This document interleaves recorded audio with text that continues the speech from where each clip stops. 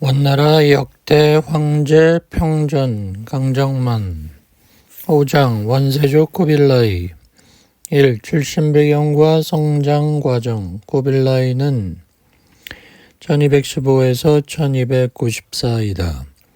둘루이의 넷째 아들이다. 생모는 둘루이의 본부인 수르각단이 백기이다. 문께가 친형, 올라구와 아리크 북계가 친동생이다.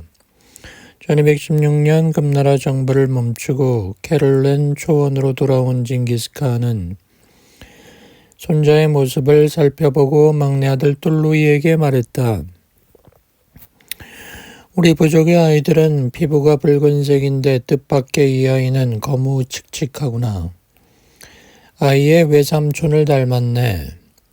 이 아이를 유모에게 맡겨 키우라. 수르각단이 백기는 게레이트 부족 출신이다. 게레이트 부족의 선조들은 얼굴이 검었기 때문에 까마귀라는 의미의 몽골어 케리에에서 유래되었다고 한다.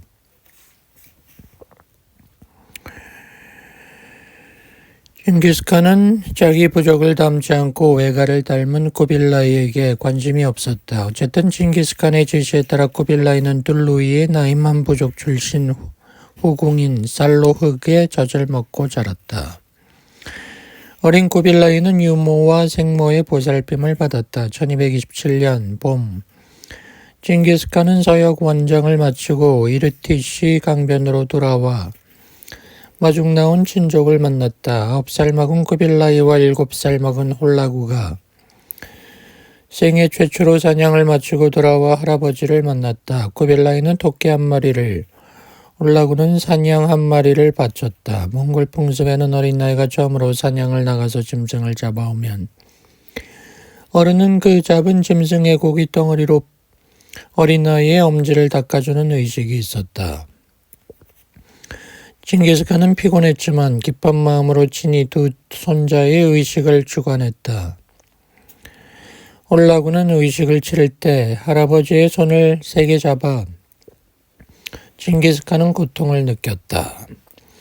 반면 쿠빌라이는 공손하게 할아버지의 손을 받들고 의식을 끝냈다.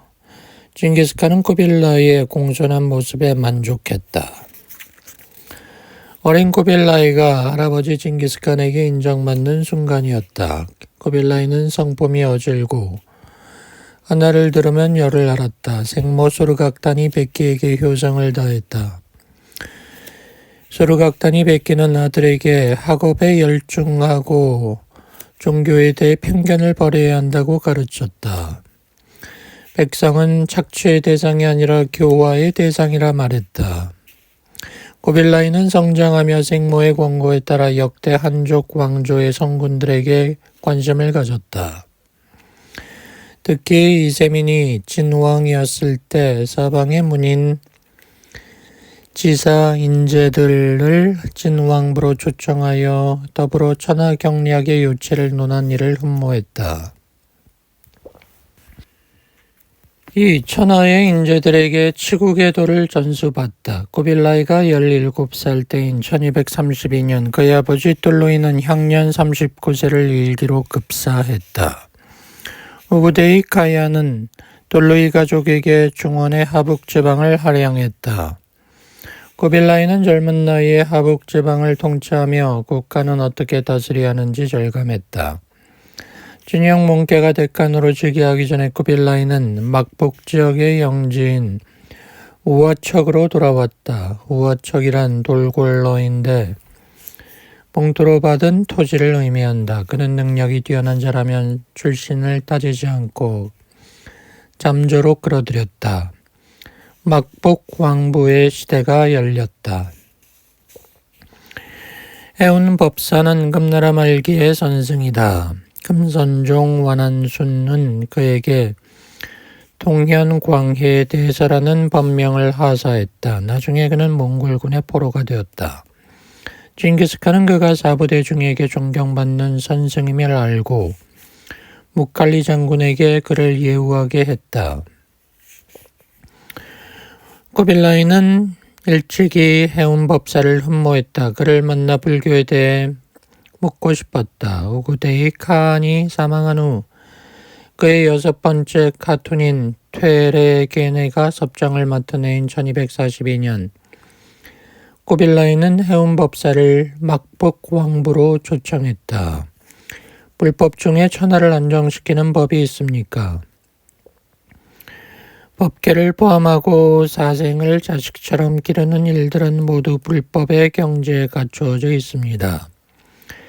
불교, 유교, 도교, 삼교 가운데 어느 종교가 존귀하고 어떤 법이 뛰어납니까? 성인 중에 우리 부처가 가장 높은 지위에 있습니다. 또 여러 종교의 법 중에 불법이 진실합니다. 해운법사의 설법에 공감한 쿠빌라이는 불교에 귀의한다. 해운법사는 현실 정치에서는 삼교에 능통한 선비들을 중용해 그들에게 천하흥망의 도리를 배워야 한다고 했다. 그는 자신과 함께 온 제자 자총을 쿠빌라이에게 소개했다. 자총이 바로 쿠빌라이가 가은으로 추대되어 원나라를 건국하는 데 공로를 세운 유병충이다.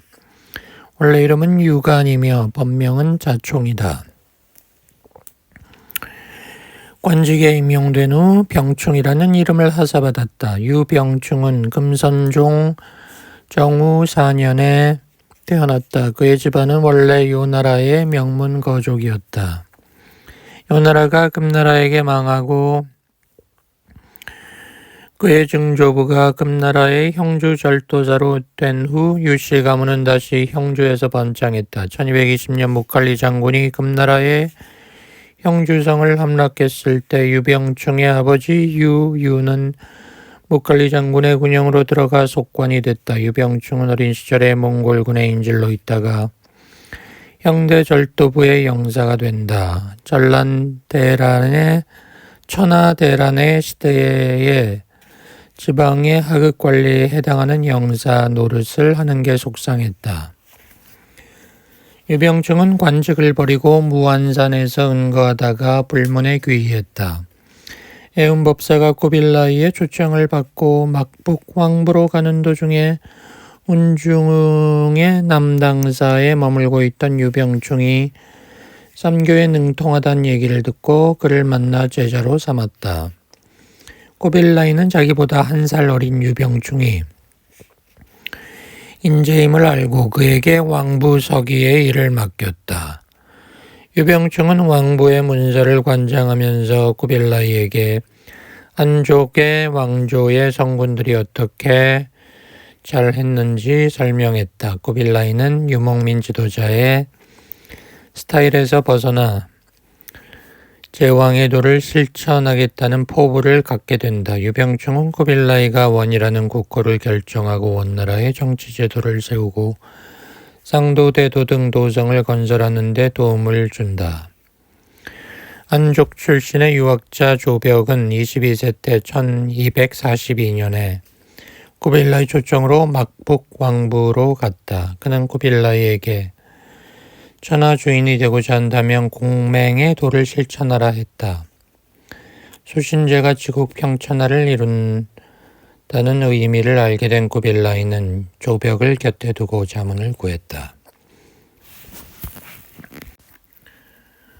왕악은 금나라 정대 원년의 장원급 제한 수제다. 금나라에서 상서성 낭중 등 관직을 역임했는데 천흥 3년 1234년에 제주성이 몽골군에게 함락될 때 포로로 잡혔다. 하지만 금나라 출신 몽골 장수 장류가 왕위를 인정하고 그를 관하에서 지내게 했다. 왕악은 쿠빌라이가 중원의 병사들을 구할 때인 1244년에 왕부로 들어왔다. 그는 쿠빌라이에게 효경, 서경, 역경 등 육아 경전을 가르쳤다. 수신제가의 방법, 치국의 도, 시대에 따른 사물의 변화도 강술했다. 내가 지금 당장 그대가 말한 도리를 실천할 수 없지만 언젠가 실천하리라. 쿠빌라이는 친형 몽케 카한이 통치하고 있는 시대에 감히 치국의 도를 실천하겠다고 말할 수 없었기 때문에 그렇게 말했다. 그는 쿠쿠, 시정 등 자신의 신변을 지키는 시위 오명에게 왕학을 모시라고 했다. 천홍 3년 정월 금혜종 완안수서는 최주성이 몽골군에게 함락되자 만국의 군주가 되는 치욕을 피하기 위해 황위를 완안승린에게 양위하고 자살했다. 이때 금나라는 역대 왕제 10명 건국된 지 119년 만에 망했다. 왕악은 이미 쿠빌라이의 신하가 되어 충성을 다했지만 예전에 자신이 섬겼던 금혜종을 그리워했다. 예전에 천병이 최주성을 점령할 때 금나라 군주 금혜종이 목매어 자살했습니다. 그의 시종 완안강산이 시신을 수습하여 불에 태운 후 여수의 옆에서 장사 지냈습니다. 저는 예전에 섬겼던 군주의 영혼을 달래고자 금나라 관복을 입고 제사를 지내고 싶습니다. 쿠빌라이는 그것을 허락했다. 온나라 초기에 쿠빌라이는 왕악에게 한림, 학사, 승지, 자선대부 등 관작을 하사했다.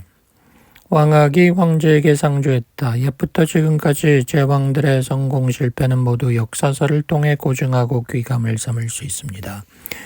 대원제국은 신무로서 사방을 평정하고 천병이 정벌하는 지역마다 신하로 복종하지 않은 자가 없었던 것은 태조 황제 징기스칸의 용단 덕분입니다. 그렇게 왕악은 몽고의 역사를 기술하게 만들었다. 당태종은 천하를 안정시킨 직후에 홍문관을 설치하고 학사 18을 두었고 송태종은 송태조가 건국한 송나라의 황위를 계승한 후 내외 학사원을 설치했습니다. 이에 따라 사책의 기록은 빛나고 문치가 이루어진 것입니다. 위풍당당한 국초 원나라에 어찌 당송 시대의 뛰어난 인재와 같은 영재가 없겠습니까? 쿠빌라이는 왕악의 건의를 수용하고 한림 학사원을 설립했다. 유학자 장덕휘는 금나라가 망하자 몽골의 명장 사천택의 휘하로 들어가 문서 출납을 담당하는 일을 했다. 그는 사천택이 사방을 정벌할 때 전략을 세우고 민심을 위무하는 계책을 냈다. 1247년 쿠빌라이가 그를 왕부로 초청하여 그에게 치국의 도와 육아의 학문에 대해 물었다. 징기스칸 이복 동생 벨구트의 아들인 쿤 부칸은 우구데이 칸을 따라 전쟁을 누비며 전공을 세웠다. 그는 항복한 적군을 함부로 죽이지 않았다. 백성의 가산을 약탈하는 행위도 금했다. 사람들은 그를 몽골의 현자라 했다. 타타르족 출신인 쿠두후는 어린 시절에 몽골군의 포로가 되었다. 적군의 어린이는 죽이지 않고 노예로 삼는 몽골인의 전통에 따라 그는 징기스칸 집안에서 자랐다. 1234년 몽골이 금나라를 멸망시킨 후 우구데이 칸은 그를 중주 단사관에 임명했다. 쿠두는 중원지방에 거주하는 한인들의 호구를 정리하고 조세법을 제정함으로써 재화를 늘렸다. 한인들의 조세 부담도 줄였다. 한인들은 그를 호승상이라 칭송했다. 오래전부터 중원의 한족은 몽골인을 맹수처럼 여겼다. 그들이 그런 몽골인에게 지배를 당하게 되었으니 두려웠다. 하지만 장덕휘는 몽골인들 중에서도 쿤북카, 쿠두후 등 백성을 사랑하고 뛰어난 인물이 있다는 사실을 알고 있었으므로 그들을 쿠빌라이에게 천거한 것이다. 1251년 문케가 마침내 제4대 대칸으로 추대되었다. 문케카는 친동생 가운데 가장 총명한 쿠빌라이에게 고비사막 이남의 한족 거주지를 다스리게 했다. 쿠빌라이는 대칸의 명령을 받들어 금년천 막부를 설치했다. 이른바 금련천 막부다. 이 막부는 명칭이 1256년에 개평부로 1263년에 상도로 바뀐다. 쿠빌라이가 금련천 막부를 설치한 직후인 1252년에 장덕휘는 금나라 말기의 대학자이자 대문호인 원호문과 함께 다시 쿠빌라이를 만났다. 원호문은 금나라가 망한 후 응거하며 저술에 몰두했다. 쿠빌라이는 그의 명성을 듣고 만난 것이다. 쿠빌라이가 제왕의 자질을 갖춘 군주라는 얘기를 들은 원호문은 장덕휘와 쿠빌라이를 만난 것이다. 장덕휘와 원호문 두 사람은 쿠빌라이에게 유교 대종사라는 존호를 받아달라고 간청했다. 아울러 유생들을 관리로 선발하여 그들에게 백성들을 다스리게 하면 막부의 안정을 꾀할 수 있다고 했다. 쿠빌라이는 건의를 수용했다. 이는 그가 향후 유학을 국가 경영의 기반으로 삼고 유생들을 정치에 참여시키겠다는 의미였다. 원호문은 쿠빌라이의 출사 권고에도 불구하고 낙향했다. 쿠빌라이는 금련천 막부에서 유병충, 장덕휘 등 신료들의 도움을 받고 인재를 초빙했다. 유병충의 청거로 쿠빌라이 즉사가 된 형주 출신 장문겸은 몽골군이 남송을 원정하는 과정에서 쿠빌라이에게 무분별한 사륙을 하지 말라 했다. 그의 주장을 수용한 쿠빌라이는 황제의 군대는 정벌은 하되 정복당한 백성을 인의로 대하면 민심을 얻을 수 있다는 사실을 알았다. 장문겸은 또 원나라가 건국된 이후인 지원 17년 1280에 역법과 천문에 능통한 학자들을 동원해 수시력을 완성 보급했다. 두묵, 유추, 허형 등 정주 이학을 숭상하는 유학자들도 쿠빌라이의 보섭 대상이었다. 그들은 금나라 말기와 원나라 초기의 혼란한 시대에 세상을 등졌는데 쿠빌라이의 노력에 의해 다시 세상에 나왔다. 두묵은 이학과 의학 분야의 업적을 남겼고 유추는 제왕의 학문과 치국의 도를 쿠빌라이에게 전했고 허형은 원나라 초기의 학술과 교육에 공헌을 했다. 금나라 출신 학경도 쿠빌라이에게 영향을 끼쳤다. 그는 젊어서 유가 제자백가에 정통하고 북송시대 유학자 정호와 정의 형제가 창도한 성리학을 연구한 후 백성구제를 임무로 삼았다. 1251년 학경은 보주부의 부원수 가보의 대저택에서 선생일을 했다. 어느 날 학경의 고향인 능천에서 도산 사람이 영경으로 가는 도중 보주에 이르렀다. 그는 보주에서 학경을 만나 고향 사람들이 몽골 관리들의 착취를 견디다 못해 걸식하는 현실을 호소했다. 학경은 아동죄언이라는 글을 써서 막부에 상소했다. 아동 지방은 토지가 비옥하고 인구가 많으며 교통의 요지이므로 역대 제왕들은 이곳에 도읍을 정했는데도 어찌하여 몽골의 지방 관리들은 아동의 백성들을 착취하는가. 그런 내용이다. 그런데 쿠빌라이는 그의 충고를 받아들여 그에게 두 차례의 사신을 보내 그를 금련천 막부로 초청했다. 1256년 학경은 사타에서 쿠빌라이를 배알했다. 학경은 그에게 요임금, 순임금, 우왕, 탕왕, 주모왕 등 성군의 예를 설명했다. 또 맹자의 어버이를 친애하고 나서 백성을 인으로 대하며 백성을 인으로 대하고 나서 만물을 아낀다라는 말의 의미를 설명했다. 그 후 쿠빌라이의 총애하는 신하가 된 학경은 지금 유가의 선비를 등용하고 중국의 도를 행할 수 있는 자는 중국의 주인이 된다라는 전제 아래 한족이 아닌 이민족 군주도 중국 역사의 주인공이 된다고 보았다. 이는 중화와 만이를 분별하는 화이지변을 반대하고 사회가 한 집안인이 천하를 통일해야 한다는 이론으로 발전했다.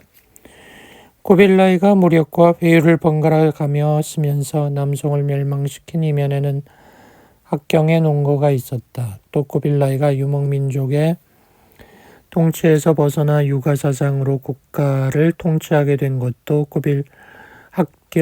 합경의 도움이었다.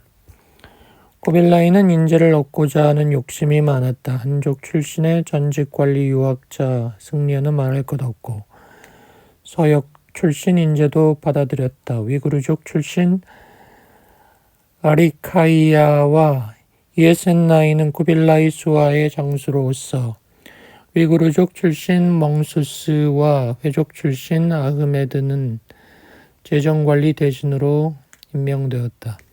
페르시아인 자말 아띠는 고빌라이의 전폭적 지원 아래 지도와 역사를 제작하고 천문대를 건설했다. 중국 고대의 천문학은 이슬람권 국가에서 전해졌다고 해도 과언이 아니다. 3. 고비사막 이남의 한족 거주지를 다스리다. 1251년 4대 데칸으로 추대된 몽케카는 친동생들 가운데 영리한 고빌라에게 고비 사막 이남의 한족 거주지인 중원지방을 다스리게 했다. 이때부터 고빌라이는 36세 나이에 몽케칸의 지위를 따르긴 했지만 금년 첫 막부를 설치한 후 본격적으로 자신의 정치적 역량을 발휘한다. 그는 막복 왕부 시대부터 법사, 유학자, 책략가, 경세가 등 다양한 사상을 가진 인재들로부터 전하를 어떻게 다스려야 하는지 이미 조언을 듣고 있었다. 고빌라이가 막부 정치를 시작한 직후에 형주를 봉토로 받은 두 타르칸이 고빌라이에게 말했다. 형주는 우리가 봉토로 받은 땅입니다. 처음 봉토로 받을 때는 민가가 1만여 호나 되었는데 줄어서 지금은 500호뿐입니다. 어질고 능력이 뛰어난 관리를 선발하여 그에게 형주의 백성들을 위무하게 해야 합니다. 타르칸은 징기스칸이나 그의 가족이 위험에 처했을 때 도움을 준 자에게 보답으로 하사한 봉호이다. 이 봉호를 받은 자는 몽골의 종왕과 같은 대우를 받았다. 대개 타르칸은 한족을 통치한 경험이 없었기 때문에 이런 얘기를 한 것이다. 형주 출신 장문겸과 유병중이 고빌라이에게 간언을 했다. 어느 날 민생의 피폐함이 형주가 가장 심합니다. 그런데도 어찌하여 관리들을 선발하여 그곳으로 보내 다스리게 하지 않습니까? 그들이 책임을 완수하여 사방에서 그들의 업적을 본받게 한다면 전하 백성들은 대왕의 두터운 은혜를 입을 것입니다. 어질고 능력이 뛰어난 관리들을 선발하여 그들에게 형주를 다스리게 하라는 충고이다. 이는 중원에서 거주하는 한족은 몽고인에게 익숙한 무력으로 다스리지 말고 관치를 하여야 한다는 말이다. 고빌라이는 시종토토, 상서유숙, 시랑, 이간 등을 선발해 형주로 가게 했다. 그들은 형주를 잘 다스렸다. 이윽고 유랑민들이 다시 형주로 돌아왔다. 마침내 한 달도 안 되어 호구수가 10배로 늘어났다. 고빌라이는 육아 선비를 더욱 신임했다. 당연하게도 형주의 백성이 다시 증가하는 모습을 보고 그는 한족의 법률과 관리 선발의 중요성을 알았다. 1252년 몽케카는 아라와치, 포지르 등 몽골인 단사관들에게 나라 안에 재물과 세금을 거두어들여 영경으로 보내라 했다. 그들은 재정 업무를 맡은 지 하루 만에 죄를 지은 28명을 참살했다. 그런데 그들 가운데 말을 훔친 자도 있었다. 원래 그는 중죄를 저지른 게 아니었기 때문에 곤장 몇 대를 맞고 풀려났다. 어떤 사람이 한 단사관에게 환도 한 자루를 선물했다. 그러자 그 단사관은 말을 훔친 자를 잡아오게 했다. 그는 칼의 성능을 시험하기 위해 그를 찔러 죽였다. 이 소식을 듣고 분노한 고빌라이는 단사관을 소집하고 질책했다. 무릇 사형은 범죄 사실을 자세히 밝히고 난 뒤에 시행해야 한다. 하지만 너희들은 하루아침에 28명을 죽였다. 단사관은 형벌을 집행하고 소송을 관장하는 관리이다. 문고인 단사관에게 한족 백성은 파리 목숨이었다. 단지 세 칼을 시험하기 위해 석방한 사람을 다시 죽인 만행은 몽골인 관리에게 대수롭지 않았다. 하지만 쿠빌라이는 그렇지 않았다. 단사관들은 그의 호통에 두려워했다. 그는 한족 유학자들의 가르침을 받은 덕분에 어진 정치를 터득한 것이다. 1253년 뭉케칸이 중주 지방을 성이 같은 왕들에게 분봉할 때 쿠빌라이는 관중 지역의 중추인 경조를 봉토로 받았다. 당시 몽골군은 경조의 주연에 주둔하며 사람을 죽이고 부녀자를 겁탈하는 만행을 저질렀다. 또 장수들은 백성들을 강제 동원하여 우화저택을 지었다. 민심 위반을 우려한 쿠빌라이는 병사들의 군계를 바로잡고 장수들을 변방으로 보내 지키게 했다. 쿠빌라이는 해주 염지에서 생산한 소금 일부를 군대의 재원으로 활용하자고 몽케칸에게 상주했다. 쿠빌라이는 봉상에 둔전을 설치하여 군대의 군량을 자체적으로 해결하게 했다. 관중 지방의 백성들은 쿠빌라이의 선정에 감격하여 그를 성왕이라 했다. 관농 대치가 이 시기 쿠빌라이의 업적이다. 쿠빌라이는 여느 몽골 왕들과 다르게 사대부들의 육아 사상과 문치주의를 이해했다. 아울러 그들에게 한족의 법률로 형주, 하남, 관중 등 한족 영역을 다스리게 하여 한족에게 몽골인에 대한 두려움과 거부감을 완화시켰다. 4. 티베트 불교에 귀의하고 대리국 정벌에 나서다. 1252년 6월 몽케칸은 쿠빌라이에게 대리국 정벌을 명령했다. 쿠빌라이는 대장 우량카다이 몽골왕 50명, 자총, 요추, 악경 등 한족 출신 신하들을 거느리고 정벌에 나섰다. 다음에 육판산에 주둔하면서 사천과 티베트 지역을 지나 남하하여 대리국을 정벌할 전략을 세웠다. 당시 티베트는 라마교의 일파인 샤카파의 제5대 교주 파스파가 다스리고 있었다. 티베트는 귀위크 칸 시대인 1247년에 이미 몽골과의 양주회담을 통해 몽골의 지배권을 인정하고 자치권을 획득했다. 쿠빌라이는 불교의 호의적이었다. 그는 파스파를 만나 대리국 정벌에 필요한 노역과 군수 물자를 얻고 싶었다. 1253년 여름 파스파는 쿠빌라이의 초청을 받고 육반산의 몽골군 군영에 당도했다. 쿠빌라이는 자기보다 어린 파스파를 예우하면서 티베트로 병사들을 파견하여 전쟁에 필요한 재물을 징수하겠으니 협조하라 했다. 파스파는 거절했다. 쿠빌라이는 압박했다. 파스파 일행은 일단 숙소로 돌아갔다. 쿠빌라이의 아내 차부이는 지혜로웠다. 쿠빌라이가 정치적으로 선택을 할 때마다 조언을 아끼지 않았다. 그는 남편에게 파스파가 젊은 나이지만 고승들보다 도가가 높음으로 그를 머무르게 해야 한다고 조언했다. 차부이의 중재로 두 사람은 대면했다. 쿠빌라이가 물었다. 그대의 조상은 무슨 업적을 남겼는가? 중원서와 토번 등 지역에서 통치한 제왕들은 우리 조상을 상사로 모셨습니다. 토번이 언제 왕이 있었던가? 그대의 주장은 불사의 내용에 부합하지 않는다. 파스파는 토번, 티베트 역사를 모르는 쿠빌라이에게 33대 첸보, 군주, 송첸 깜포가 어떻게 토번을 통일하고 당나라 장안을 점령하여 제국의 위대한 군주가 됐는지 설명했다. 중국 한족이 존경하고 성군으로 칭송하는 당태종 이세민이 그에게 굴복하여 문성공주를 공녀로 보낸 이야기를 설파했다. 이런 역사적 사실은 불교서적에 나오지 않지만 당나라 역사에는 기록되어 있다고 했다. 고빌라이는 측근에게 당나라 역사서를 보게 했다. 그는 파스파가 말한 내용이 사실임을 확인하고 그를 법사로 여겼다.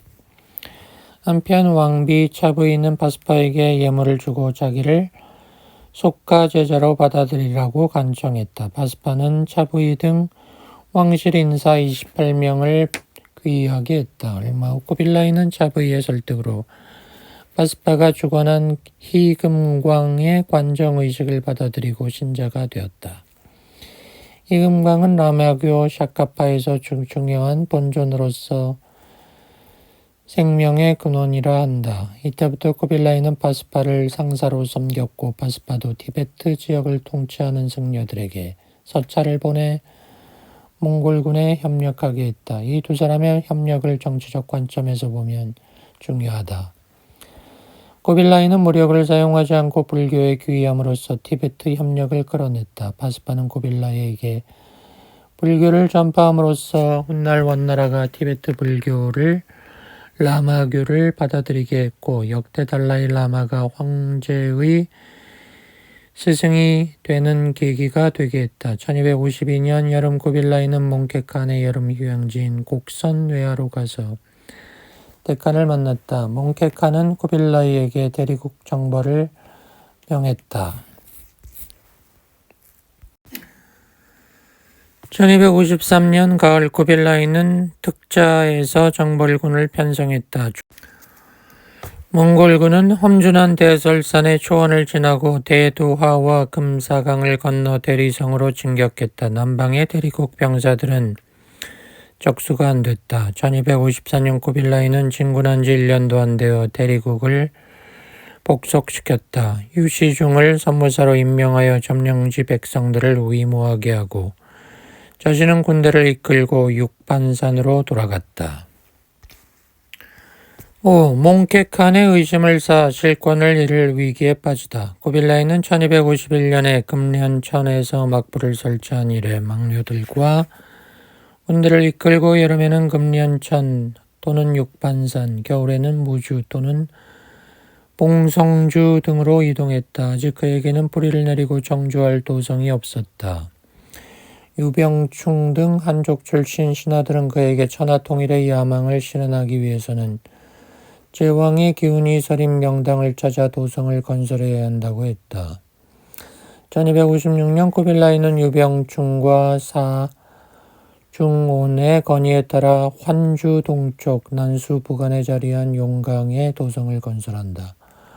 도성 완성 후 명칭을 개평으로 정한다. 천하태평의 세상을 연다는 의미다. 개평부는 오늘날 내몽골 자치구 정남기 상도진에 자리한다. 북쪽으로 몽골 제국의 각 지역과 연결돼 있으며 남쪽으로는 중원지방을 통제하기 유리한 전략적 요충지다. 고빌라이는 몽골군을 거느리고 정벌에 나설 때마다 살육과 약탈을 금했고 빈민을 도왔다. 그의 명성이 올라갔다. 몽케칸은 고빌라이가 한족 인사들을 막녀로 삼고 한족의 법률로 백성들을 통치하는 것에 의구를 품었다. 처음에 그도 막부기남의 한족 거주지를 다스릴 적임자로 고빌라이를 선택한 것은 그의 인품을 평가했기 때문이다. 하지만 고빌라이의 위세가 데칸에 버금가자 불편했다. 몽케칸은 평소에 몽골 조정의 법도를 준수하지 다른 나라 군주들이 하는 일을 답습하지 않는다는 얘기를 했다. 이는 그가 한족의 법률과 관습으로 다스리지 않겠다는 의미이기도 했다. 몽케칸을 추종하는 인사들의 고빌라이에 대한 의구심은 깊어갔다. 어떻게 해서라도 고빌라이의 부상을 막아야 했다. 고빌라이가 한족의 민심을 얻어 역심을 품고 있다는 소문을 냈다. 1257년 궁정일을 관장하는 아란 따르가 몽케칸에게 참소했다.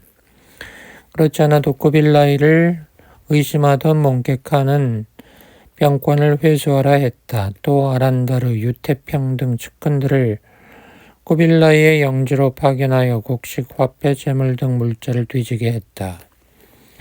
아란다르 등은 일종의 감찰 조직인 구고국을 설치하고 비리 조사 항목을 반포했다. 표면적으로는 재정 파악과 관리들의 부패를 막기 위한 것이라 했지만 사실 쿠빌라이를 와해시킬 목적이었다. 쿠빌라이도 당황했다. 요추가 말했다. 황제 몽케카는 몽골 백성의 임금입니다. 대왕은 황제의 동생이자 신하입니다. 따라서 잘잘못을 따지기 어렵습니다. 대왕은 카라코룸에서 떨어진 곳에 있으니 모함으로 불행을 당하지 않을까 두렵습니다. 지금 왕부에 거주하는 왕비와 아들들을 카라코룸으로 보내고 그곳에서 머물게 해야 합니다. 그렇게 하면 대칸의 의심이 해소될 것입니다. 왕비와 아들들을 인질로 보냄으로써 자신의 결백을 증명하라는 얘기다. 다음 날 또 말했다. 대왕께서 직접 카라코룸으로 가서 억울함을 호소해야 합니다. 요추의 건의를 받아들인 쿠빌라이는 카라코룸으로 가서 몽케칸을 배알했다. 쿠빌라이는 사정을 설명했다. 몽케칸은 동생의 간절한 모습을 보고 마음이 누그러졌다. 구고국을 폐지하라는 명령을 내렸다. 쿠빌라이 왕부의 관리들은 비로소 혐의를 벗었다. 하지만 몽케칸은 쿠빌라이에게 병권은 돌려주지 않고 계속 카라코룸에 머물게 했다. 요추 등 한족 출신 관리들의 책략이 없었다면 이때 쿠빌라이는 죽었을 것이다. 6. 남송 정벌 도중 몽케칸의 사망 소식을 듣고 복상하다. 1258년 가을 몽케칸이 이끄는 서루군과 타가차르가 이끄는 동로군, 우랑 카다이가 이끄는 남로군, 즉 삼로군이 남송을 공격했다. 쿠빌라이는 병권을 뺏긴 채 카라코룸에서 허송세월했다. 그런데 타가차르의 동로군이 영주에서 남송 장수 장세걸의 반격을 받고 후퇴했다. 몽케칸은 쿠빌라이에게 다시 병권을 주고 동로군을 지휘하여 악주로 진격하게 했다. 쿠빌라이가 한족 출신 책사들을 많이 거느리고 있으며 남송 지형에 대해 밝은 것을 고려한 것이다. 1259년 5월 쿠빌라이는 소복에서 군사회의를 개최했다. 산동지방에서 유명한 유학자인 송자정에게 남송 정벌에 대해 물었다. 본조의 무력과 위험은 넘쳐납니다. 하지만 인덕은 부족합니다. 그래서 송나라 백성들은 죽음을 두려워함으로 저항하는 것입니다. 만약 투항하는 자는 죽이지 않으며 송나라의 협박에 못 이겨 어쩔 수 없이 싸우는 자에게는 죄를 묻지 않는다면 송나라의 군읍은 우리가 보낸 경문 한 장에 평정될 것입니다. 인덕을 베풀어야 싸우지 않고도 남송의 도시를 함락할 수 있다는 것이다. 인덕은 몽골군에게 낯선 개념이지만 쿠빌라이는 송자정의 건의를 받아들인다. 동로군은 투항한 자는 죽이지 않고 구휼하겠다는 기치를 내걸었다. 같은 해 8월 몽케칸이 조어성을 공격하는 와중에 나이 50세 직권 9년 만에 풍화했다. 쿠빌라이는 회하를 건너 악주로 진격하는 도중에 몽케칸의 죽음을 들었다. 권력투쟁의 서막이 열렸다. 장차 몽골 천하 대권을 누가 잡나. 쿠빌라이, 훌라구, 아리크, 부케 등 몽케칸의 친동생들에게 서신이 쏠렸다. 쿠빌라이가 가장 나이가 많고 아리크 부케가 막내였다. 당시 훌라구는 서방 원정을 떠나 바그다드를 함락하고 시리아 영토로 진격 중이었다. 몇 개월 후 그도 몽케칸이 죽었다는 첩보를 입수했지만 카라코름으로 돌아가기에는 너무 멀었다. 이미 중앙아시아의 광활한 대지를 정복한 그는 군사를 거느리고 알레포 등 도시들에서 주둔하면서 카라코름의 형세를 관망했다. 몽케칸은 남송 정벌을 떠날 때 아리크 부케에게 까라꾸름의 수비를 맡겼기 때문에 아리크 북게는 몽골 제국의 심장부에서 대칸을 대신하고 있었다. 형들이 원정을 떠나면 막내가 감국을 맡는 전통에 따른 조치였다. 그는 평소 몽케칸과 마찬가지로 둘째 형 쿠빌라이의 안화 정책에 불만이었다. 몽케칸의 사망 소식을 먼저 들은 그는 몽케칸의 셋째 아들 오롱타시 등 왕족들의 지지를 받고 카라코름을 장악했다. 측근들과 함께 쿠릴타이를 개최하여 자신을 차기 대칸으로 추대하게 한 후 쿠빌라이를 죽이려 했다. 아리크 북게는 1257년에 쿠빌라이를 탄핵한 적이 있는 아란다르에게는 막복 지역을 장악하게 하고 신복 토리치에게는 망남 지역에서 병사를 소집하게 했다. 아란다르가 병사들을 이끌고 개평해서 100리 떨어진 곳에 이르렀을 때 쿠빌라이의 부인 차부인은 군대가 움직인다는 소식을 듣고 사람을 보내 책망했다. 군대를 파견하는 일을 하면서 어찌 개평부에 있는 친킴에게 알리지 않는가. 친킴은 쿠빌라이와 차부이 사이에서 태어난 적장자이다. 징기스칸의 증손자이기도 하다. 차부이는 병고가 일어났음을 알고 비밀리에 전선에 나가 있는 남편에게 소식을 전했다. 쿠빌라이의 측근들은 쿠빌라이에게 송나라 정벌을 중지하고 대칸 자리를 차지해야 한다고 말했다. 책사 학경이 말했다. 아리크 북게는 이미 행동에 들어갔을 겁니다. 지금 대왕께서 대군을 장악하고 있지만 아리크 북게가 몽케칸의 유지를 조작하여 대칸이 되면 우리가 돌아갈 곳이 없습니다. 대왕께서는 일단 송나라와 화친하고 병사를 거느리고 영경으로 달려가 음모를 분쇄해야 합니다. 남송 조정에서는 격렬한 화전 논쟁이 벌어졌다. 승상 정대전은 다른 곳으로 도읍을 옮겨 몽골군의 예봉을 피해야 한다고 주장했다. 그는 송이종 조윤에게 몽골군의 침략을 속이고 국정을 농단한 주범이었다. 문면에 가사도는 항전을 주장했다. 그는 송이종이 총애한 희순귀비 가씨의 남동생이다. 누나 덕분에 송이종의 눈에 들어 출세했다. 정대전이 국정을 망쳤다는 원망이 들끓었다. 송이종은 정대전을 내치고 가사도를 우승상 겸 추밀사로 임명했다. 가사도에게 10만 금위군을 이끌고 악주로 가서 몽골군의 침입을 막게 했다. 1259년 9월 사천지방으로 진격하던 종왕 모케가 악주성을 포위하고 있던 쿠빌라이에게 사신을 보내 몽케칸의 부고를 정식으로 알리고 북상하여 대칸의 지위를 계승하라고 권했다.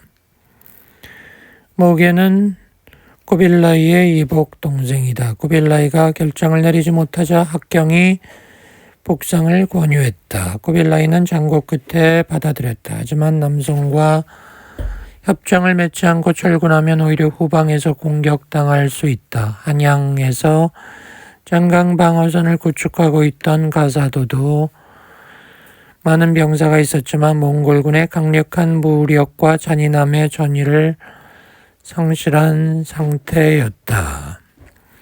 쿠빌라이는 철군하기 전에 가사도를 위협하여 협상으로 이끌어낼 계책을 세웠다.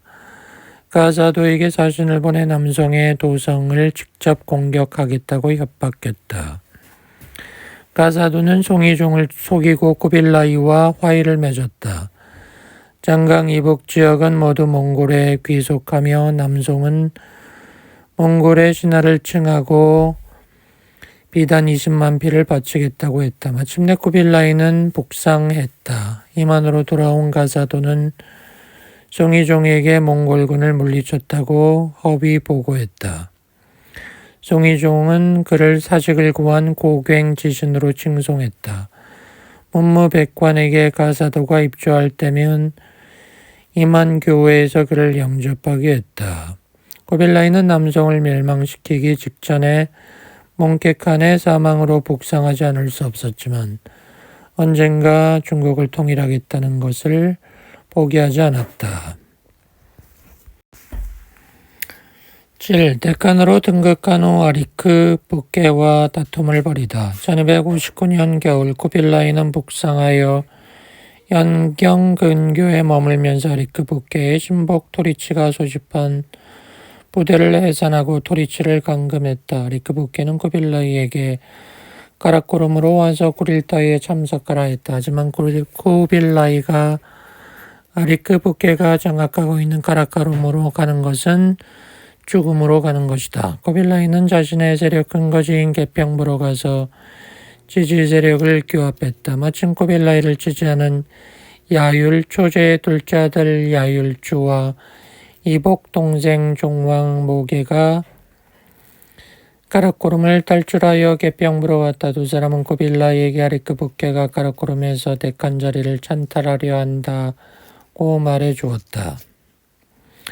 중통 원년 1260년 3월 쿠빌라이는 개평부에서 구릴타이를 소집했다. 종왕모계 등 이복동생, 다가차르 이해송계 등 동도제왕, 까단, 아비시카 등 서도제왕, 도합 왕 40명이 참석했다. 그들은 모두 몽골 제국의 지방을 봉토로 받아 다스리고 있는 왕들이었다. 아울러 파도로, 우량카다이 등 몽골 대장, 유병충, 유추, 학경, 왕학 등 책사, 사천택, 장유 등 한족 군대를 지휘하는 장군, 도봉과 대리국에서 파견한 사신도 있었다. 쿠빌라이는 서방 원정을 떠난 친동생 훌라구와 바토의 동생 베르케를 기다렸다. 황금 가족 가운데 실세이자 종왕인 두 사람이 자신을 지지해야만 데칸이 될 수 있었다. 하지만 두 사람은 개평부로 오지 않았다. 염희헌 등 측근 등이 쿠빌라이에게 말했다. 먼저 상대를 제압하지 않으면 제압을 당합니다. 실기하면 기회를 잡을 수 없습니다. 쿠빌라이는 의견을 따랐다. 사실 훌라구는 첩보를 통해 친형 쿠빌라이와 친동생 아리크 북게가 백권다움을 벌이고 있음을 알고 있었다. 권력상전을 벌이는 이 차라리 중앙아시아에서 독립하여 데칸이 되는 게 유리하다 판단하여 구릴타이에 참석하지 않았다. 그 후 그는 오늘날의 뒤늦게 이란 이라크 등지에서 일칸국의 창시자가 된다. 베르케도 이슬람교로 개종하고 킵차크 칸국을 통치하면서 훌라구와 대립했다. 쿠빌라이의 주도로 시작된 구릴타이는 24일 동안 진행됐다. 참석자 만장일치로 쿠빌라이를 차기 데칸으로 추대했다. 그런데 데칸을 추대하는 의식이 몽골 전통 방식이 아니었다. 쿠빌라이는 한족 봉건 왕조의 전통에 따라 즉위 직후 천하의 조사를 반포하고 칸 대신 짐 또는 황제로 자신을 칭했으며 사망한 몽케칸을 선왕제로 칭했다. 몇 개월 후에 중통이라는 연호를 몽고 제국 최초로 사용했다. 이런 한족 문명화 과정은 한족 출신의 책사들에 의해 진행되었다. 이 시기부터 몽골 역사의 일부분이 점차 중국 역사의 일부와 겹치기 시작한다. 쿠빌라이는 즉위 직후에 100명으로 구성된 사절단을 아리크 북게에게 보내 즉위직을 알리고 복종을 요구했다. 아리크 북게는 말자 상속의 전통을 근거로 인정하지 않았다. 자카타이의 손자 아루쿠, 우르데이 칸의 손자 일치, 가이두, 그리고 몽케칸의 아들 아수타이, 오롱타시 등이 아리크 북게를 지지했다. 중통 원년 1260년 4월 아리크 북게는 카라코름에서 구릴타이를 열고 데칸에 자리에 앉았다. 이렇게 하여 몽골 제국에 2명의 데칸이 존재한다. 당시 몽골 제국 동쪽 지역의 왕들은 쿠빌라이를 지지했고 서쪽 지역의 왕들은 아리크 북게를 지지했다. 대체로 쿠빌라이는 중국의 중원 지역을 통제했고 아리크 북게는 서역 지역의 세력을 확장했다. 정권 투쟁 끝에 쿠빌라이가 아라크 붓게를 누르고 통일을 한다. 쿠빌라이가 중통 원년 2060년에 황제로 등극한 지 11년 만에 마침내 원나라를 개국했다. 이 시기부터 몽골 제국은 원나라가 되어 중국 역사의 일부분으로 편입한다. 아울러 중국 역사의 일부분도 몽골 역사로 편입된다. 쿠빌라이는 몽골 제국의 5대 칸이자 원나라의 개국 황제가 된다. 중통 원년을 기준으로 하면 그는 1260부터 증원 31년, 1294년까지 34년간 원나라를 통치했다. 그의 묘호는 원세조이다. 10. 남송을 멸망시키고 중국을 통일하다. 1260년 원세조가 연후 중통을 반포한 직후 한림원 시 독학사 학경을 국신사의 자격으로 남송에 보냈다. 송이종에게 자신이 황제로 등극했음을 알리고 1259년에 가사도와 맺었던 화친을 이행하라고 촉구할 목적이다. 당시 남송 조정은 가사도가 좌우했다. 송이종은 그가 정말 약주성에서 몽골군을 물리쳤다고 생각했다. 가사도는 학경 일행이 당도하면 자기 거짓말이 들통날 수밖에 없음을 알고 두려워했다. 학경 일행이 진주에 이르렀을 때 가사도는 회동제치사에게 몽골군이 변경을 침입한 사건을 구실로 삼아 그들을 구금하게 했다. 졸지에 진주에서 발이 묶인 학경은 종이송에게 여러 서찰을 보냈지만 가사도가 가로챘다. 어느 날 송이종은 북방에서 사신이 왔다는 이야기를 듣고 가사도에게 물었다. 북조에서 사신이 왔다는데 화친을 맺어야 되지 않겠소? 아닙니다. 계략일 뿐입니다. 송이종은 가사도의 말을 믿고 몽골 침략에 대비하지 않았다. 한편 원세조는 학경 일행이 돌아오지 않자 다시 사신을 보냈다.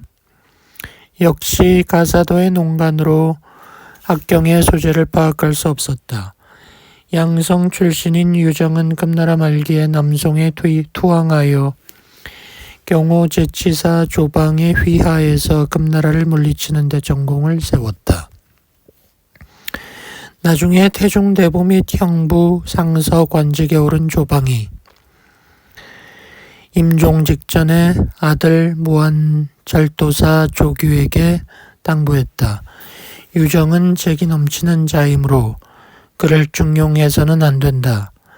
적당한 기회에 죽여라.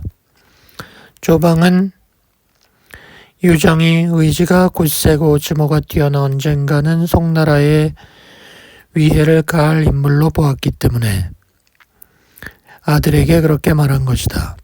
하지만 조규는 아버지의 유언을 따르지 않았다. 유정은 맹공, 이증백 등 남송의 명장, 신하들의 휘하에서 전공을 세웠다. 송이종은 그의 공적을 인정하여 경정 원년 1261년에 그를 노주 지부 겸 동천로안무 부사로 임용했다. 유정의 부하 장수들은 그의 출세를 시기하여 그가 금나라에서 귀부한 북방 출신이라 비아냥거렸다. 유정의 직속 상관이자 명장인 여문덕도 그를 시기했다. 여문덕은 유정이 전공을 세우면 조정에 보고하지 않았다. 유정은 분노했다. 두 사람 간의 갈등이 깊어졌다. 여문덕은 유정과 사이가 나쁜 유흥을 사천제치사로 임용하여 음모를 꾸몄다. 가사도에게 선을 대어 유정을 제거해야 한다고 말했다. 유정도 눈치를 채고 자기를 지지한 강만제, 향사벽, 조세웅 등 장수들에게 억울함을 호소하고자 임만조정으로 측근을 보냈다. 하지만 가사도와 갈등을 빚은 강만제는 사직하고 고향으로 갔고 양사벽과 조세홍은 가사도의 흉계에 걸려 옥중에서 사망했다. 유정은 자기를 변호할 대신이 없게 되자 경정 원년 1261년 6월 노주의 15군 30만 호를 이끌고 몽골에 투항했다. 원세조는 유정의 투항을 듣고 천군만마를 얻은 것 같았다. 이후 유정은 성도, 동천 등 사천 지방에서 남송을 경멸한 공로를 인정받아 지원 3년 소무대장군 및 남경로선 무사로 승진했다. 다음에 유정은 원세조에게 남송 정벌에 대한 책략을 올렸다. 송나라를 평정하려면 양양을 점령해야 합니다. 그 이후 한수에서 장강으로 진출하면 됩니다. 당시 남송은 장강을 방어선으로 삼고 대치하고 있었다. 장강 연안의 전략 거점 도시로는 상류의 중경, 중류의 악주, 하류의 건강과 양주다. 악주의 서북쪽에 자리 잡은 양양은 장강 중류의 전초기지 역할을 했다. 유정의 책략을 받아들인 세조는 먼저 양양을 공격하여 장강 중류를 돌파했다. 원세조는 지원 5년 1268년부터 우량카다이의 아들 아술, 유정 등 장수들에게 양양을 공격하게 했다. 안수 남쪽 구릉지의 양양은 삼면이 강으로 둘러싸인 요새다. 송나라 조정은 경서 안무 부사 여문환을 그곳에 보냈다. 그리고 한수 북쪽 구릉지에는 양양과 강을 사이에 두고 마주보고 있는 번성이 있었다. 번성도 남송의 군이 지키고 있었다. 아술과 유정은 양양과 번성을 공격했으나 함락치 못했다. 수군에서 열세임을 인정하고 배 5,000척을 건조하고 수군 7만을 훈련하여 공격했다.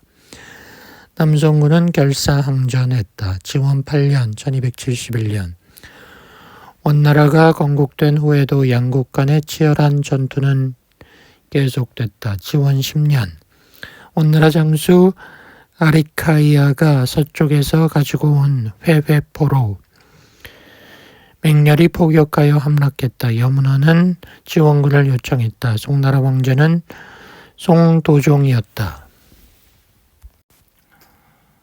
그는 경전 5년 1264년 병으로 사망한 송이종 조윤보다 더 바보였다.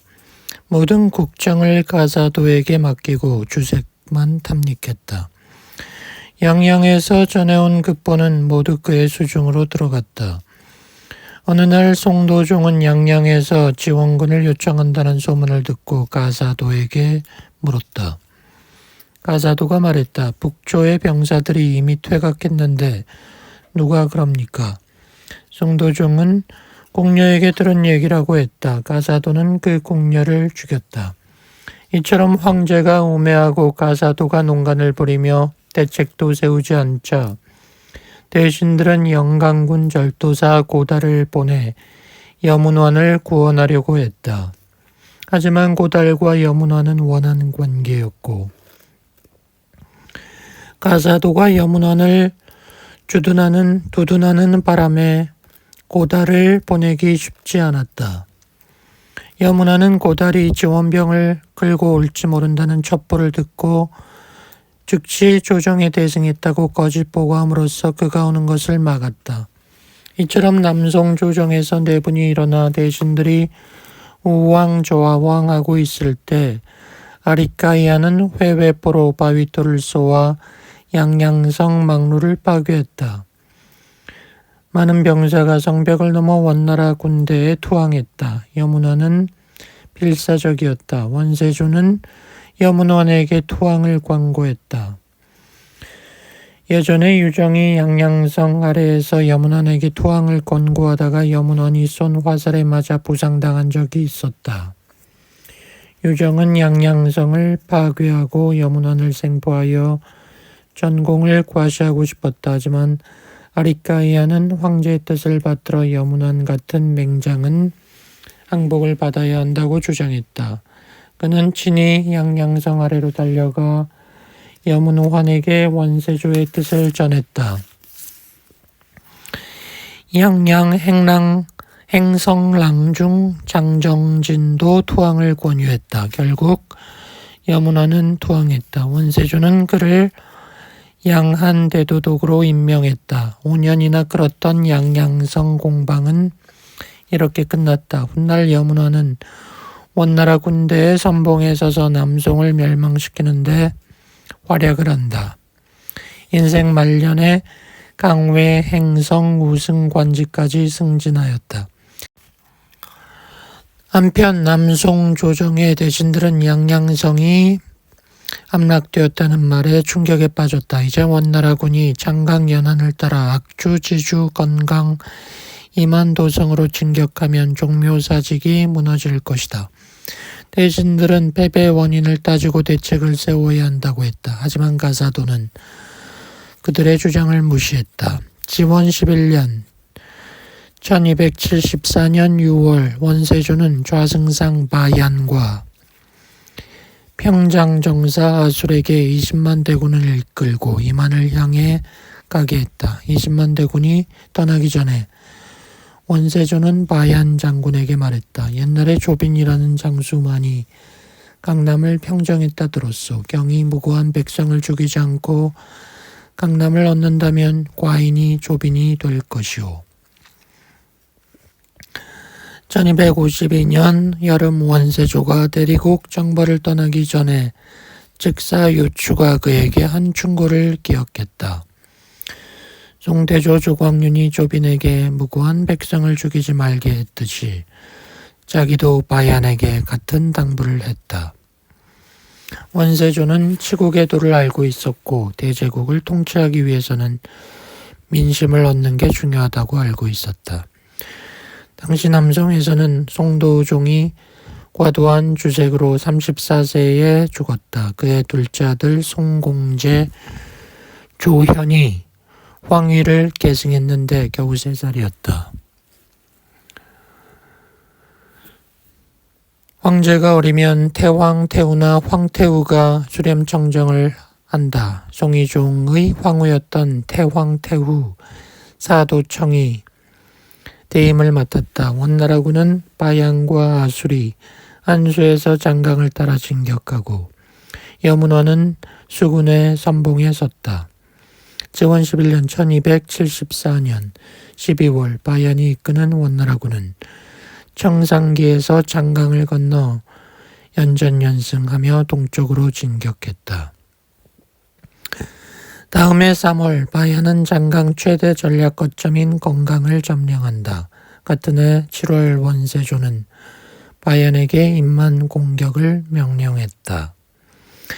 이보다 앞서 가사도가 이끄는 남송군은 지주 하류의 정가주에서 바얀의 원나라군에게 당한다. 가사도가 양주로 달아나자 우승상 진의중이 사태 황태우에게 가사도의 죄상을 밝히고 죽이라고 상소한다. 사태 황태우가 말했다. 가사도는 3대 송이종, 송도종, 송공제의 조정에서 부지런히 일한 원로 중신이요. 그가 한 시대의 죄를 지었다고 해서 어찌 그에게 원로 중신에 대한 예우를 거둘 수 있겠소. 사태왕태우는 우유부단했다. 가사도가 저지른 죄상을 보고받고도 단죄하지 못했다. 하지만 가사도를 탄핵하는 상소가 빗발쳤다. 조정에서 고립무원의 처지에 빠진 가사도는 자진해서 고향으로 가겠다고 하여 승낙을 받았다. 좌승상 왕약이 사태 황태후에게 아랬다. 본조의 권세 있는 신하들 가운데 가사도보다 많은 재앙을 일으킨 자는 없었습니다. 백성들이 그를 탄핵하는 상소를 얼마나 많이 올렸는지 모릅니다. 그런데 태왕태후께서 처벌하지 않고 있습니다. 장차 천하의 백성들에게 어찌 사죄하겠습니까? 결국 가사도는 무주, 순주, 장주에서 다니다가 그에게 원한을 품은 회계 현위 정호신에게 죽었다. 얼마 후 바얀의 원나라군이 이만을 압박했다. 도성의 관리들이 신분을 숨기고 달아나는 사태가 빈번했다.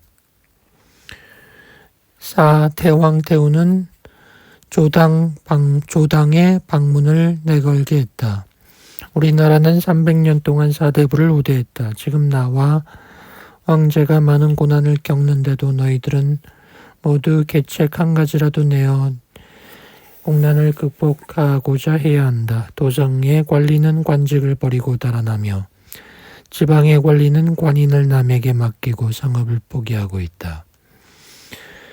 어찌 죽어서 지하에 계신 선왕제들을 뵐 수 있겠는가? 천명은 아직 바뀌지 않았다.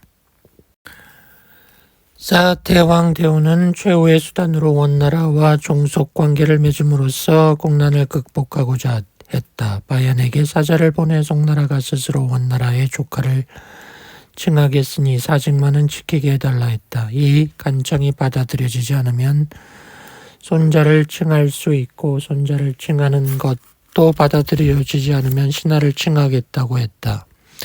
바얀이 말했다. 너희 나라는 어린 나이에게서 천하를 얻었고 또 어린 나이에게서 천하를 잃었다. 그 이치가 이러한데 아직 무슨 말이 필요한가? 송태조 조광유는 후주의 7살에 불과한 어린 황제 시종훈을 폐위시키고 송나라를 건국했다. 이제 우리가 너희들의 어린 황제를 폐위시키고 다른 나라를 세우는 것은 너희들의 옥보가 아닌가 하는 말이다. 지원 13년 1276년 정월 바얀의 원나라군은 이만 동북쪽 고정산에 진주했다.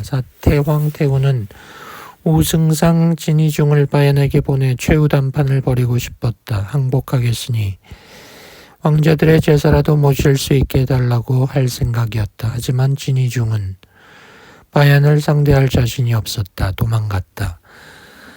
태왕태후는 충신 문천상을 우승상으로 임명하고 바얀에게 보내 화의를 청했다. 문천상은 원나라 장수들의 위협에 굴하지 않고 동등한 입장에서 협상해야 한다고 주장했다. 그의 태도에 놀란 바얀은 그를 가두고 원나라 도성으로 압송하게 했다.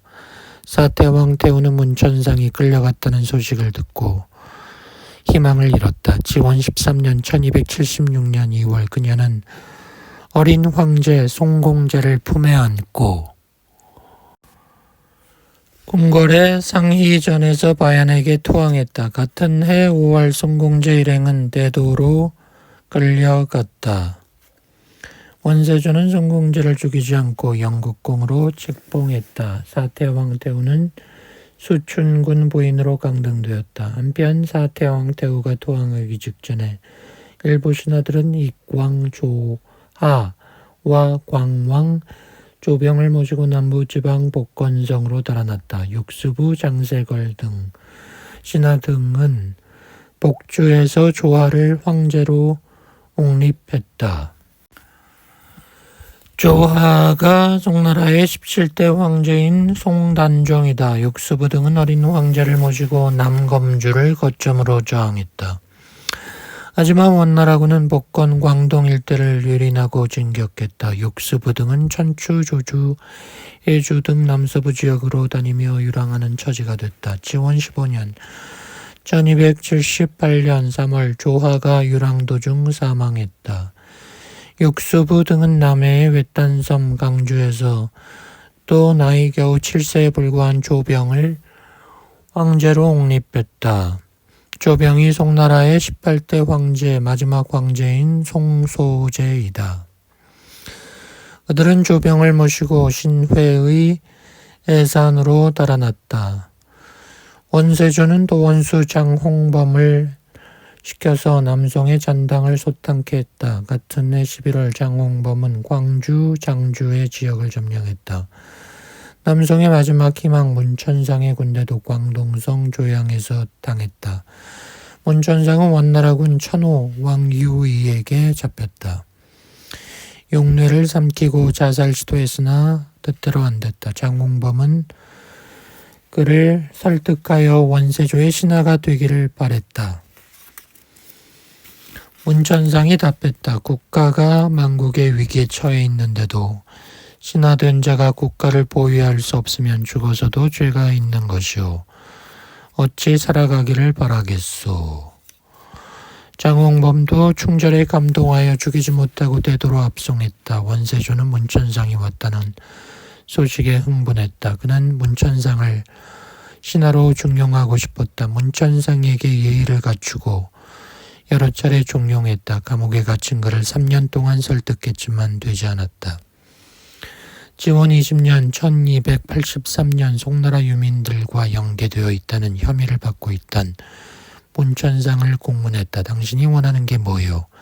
저는 송나라 황제의 은혜를 입었습니다. 제가 송나라 재상으로서 어찌 다른 임금을 섬기겠소. 저를 죽이시면 만족하겠습니다.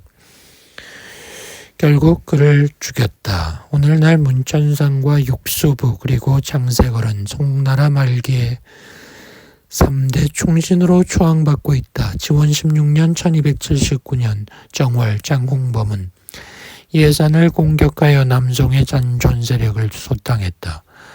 장세걸은 작은 배로 조병을 모시고 탈출했다. 하지만 육수부는 조병이 원나라군에 잡혀 지옥당하는 것을 원치 않았다. 그는 황제를 업고 절벽에서 바다로 투신했다. 10일 파스파 문자를 반포하고 집회를 발행하다. 1253년 원세조가 육반산에서 티베트 라마교회 지도자 파스파의 설교에 감복하여 부인 차브이와 함께 수계하여 라마교 신자가 되었다.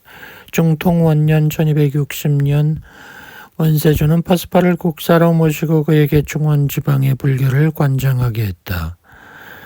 이 시기부터 라마교는 원나라 국교가 된다. 원세조는 파스파에게 새로운 몽골 문자를 만들어 달라고 부탁한다. 파스파는 티베트 문자를 참고하여 여러 민족의 언어에 능통한 상가의 도움을 받아 네모 문자의 몽골 문자를 창조했다.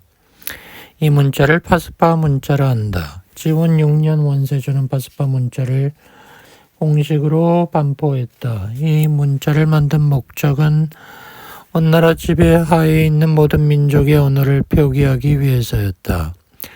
세종대왕이 훈민정음이 이것을 참고했다는 설도 있다. 원세조는 파스타의 공로를 인정하여 그에게 제사라는 존칭을 하사했다. 그 후 파스파 문자는 원나라의 쇠망에 따라 사라졌지만 전성기에는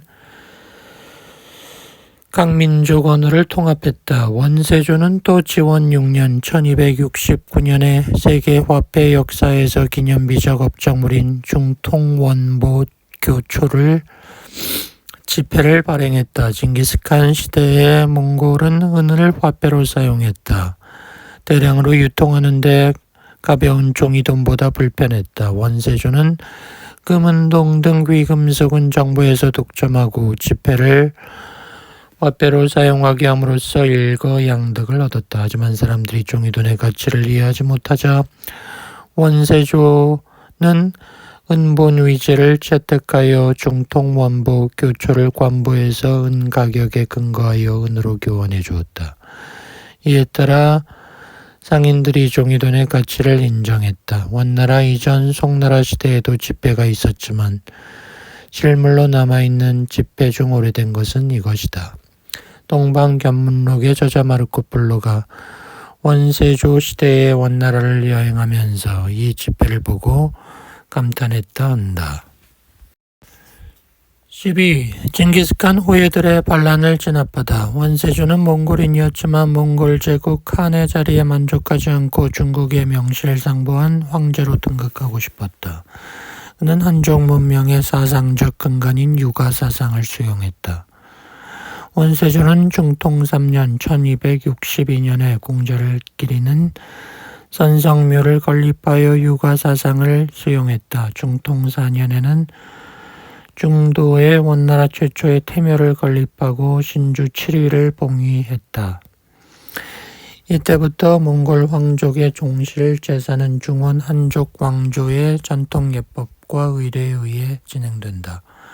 이는 원세조에 의해 몽골의 전통 문화가 한족 문화로 변질되는 사례가 된다. 하지만 징기스칸의 직계 후손들은 원세조가 한족 문명을 수용한 것에 불만이 많았다.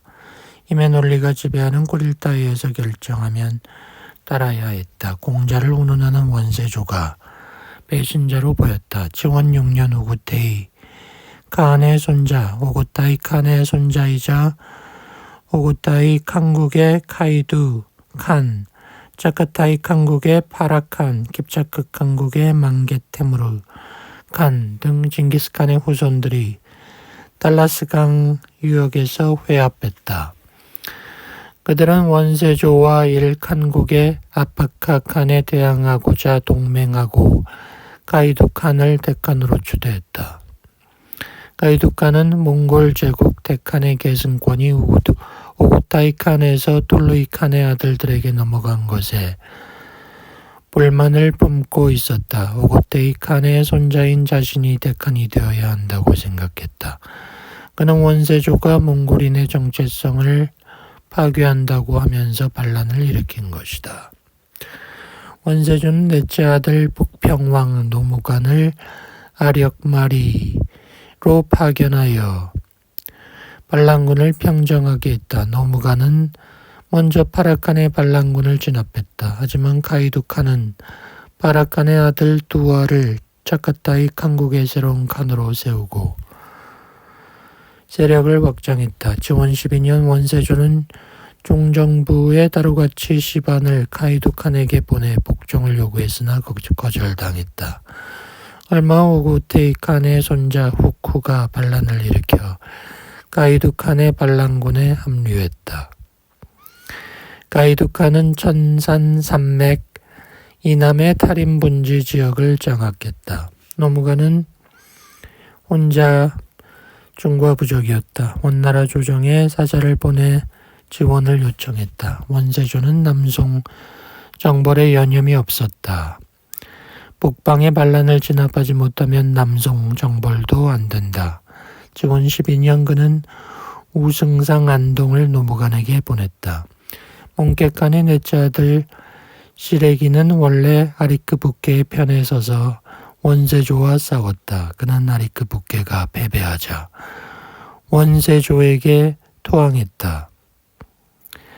원세조는 그를 하평왕으로 책봉했다. 아리크 북계의 장남 멜릭 테무르와 둘째 아들 요묵구르도 왕으로 책봉되었다.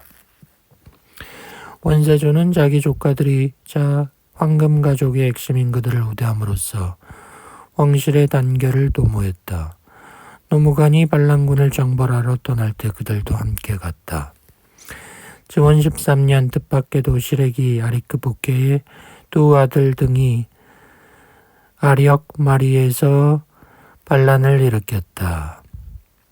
그들은 생포한 노무간과 안동을 카이두 칸의 반란에 참여한 깁차크 칸국으로 압송하고 지원을 요청했으나 거절당하자 상도로 진격하여 약탈을 했다. 원세조는 남송 정벌에 나선 바얀 장군에게 북상하여 시래기의 반란군을 진압하게 했다.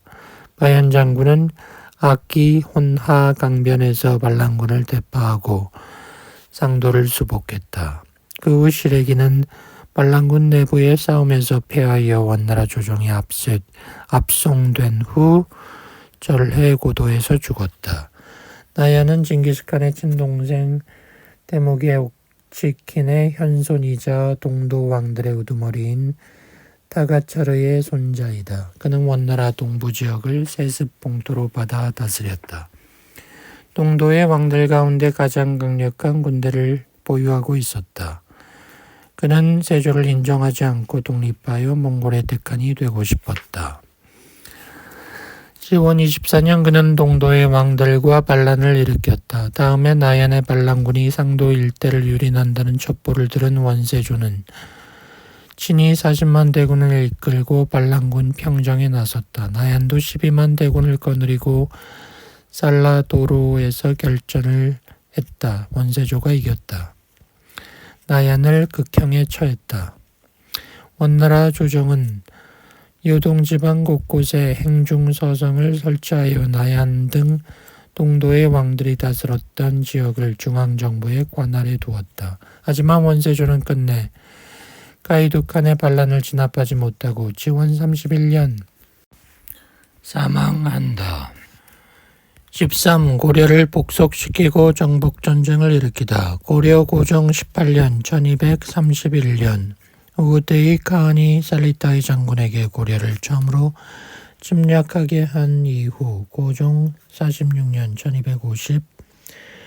1259년에 몽케칸이 사망할 때까지 28년 동안 몽골은 고려를 9번 침략했다. 몽골은 천하무적의 기병으로 수많은 국가를 정복했지만 동방의 고려는 끝내 정복하지 못했다. 물론 고려도 왕조의 질서가 붕괴하는 피해를 입었다.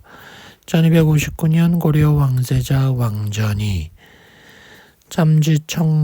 참지정사 이세제 추밀원 부사 김보정 등 40명으로 구성된 사절단을 이끌고 영경으로 갔다. 영경에 도착한 직후에 몽케칸이 사천지방에서 남송군과 싸우고 있다는 이야기를 듣고 대간의 행제소가 있는 육반산으로 갔다.